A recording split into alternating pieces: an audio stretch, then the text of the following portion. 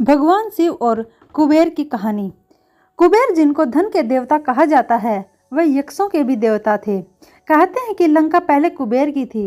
रावण ने जब लंका पर कब्जा किया और कुबेर को वहां से निकाल दिया तो कुबेर को मुख्य भूमि की तरफ जाना पड़ा। प्रजा और राज्य को खोने के बाद कुबेर निराश हो गया था, इसलिए उसने भगवान शिव की आराधना और भक्ति शुरू कर दी। इस तरह से कुबेर एक शिव भक्त बन गया। कुबेर ने बहुत कड़ी तपस्या की और भगवान शिव को प्रसन्न किया। भगवान शिव ने उसकी तपस्या से प्रसन्न होकर उसे एक नया राज्य दिया और संसार का सारा धन उसको दे दिया। इस तरह से कुबेर धन का देवता बन गया और लोग धन और कुबेर को एक समान मानने लगे। संसार का सबसे धनी व्यक्ति बनने के बाद कुबेर भगवान शिव को बहुत कीमती वस्तुएं चढ़ाने लगा। धीरे धीरे उसे लगने लगा कि वह शिव का इतना महान भक्त है और वह इतनी सारी बहुमूल्य वस्तुएं भगवान शिव को चढ़ाता है। लेकिन सत्य तो यह था कि भगवान शिव ने कभी भी उसकी चढ़ाई विभूति के अलावा किसी और वस्तु को छुआ तक नहीं था।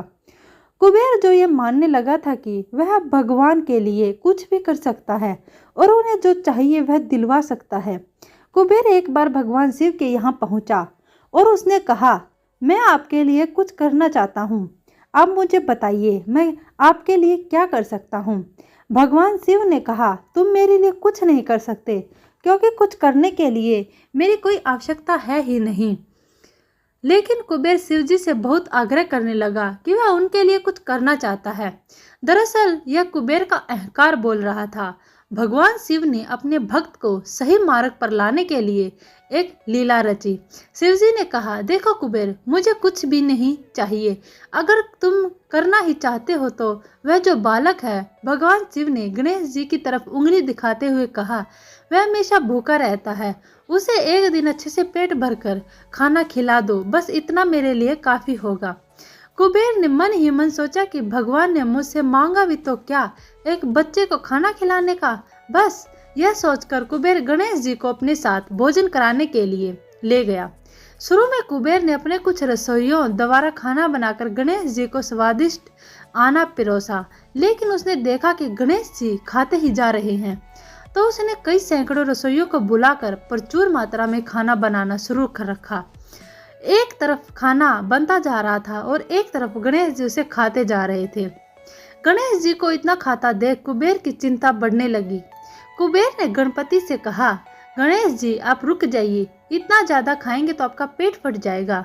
गणपति जी ने मुस्कुराते हुए कुबेर से कहा, आप मेरी चिंता मत कीजिए, आप अपना वचन पूरा कीजिए, मुझे भूख लगी है, मुझे खाना खिलाइए।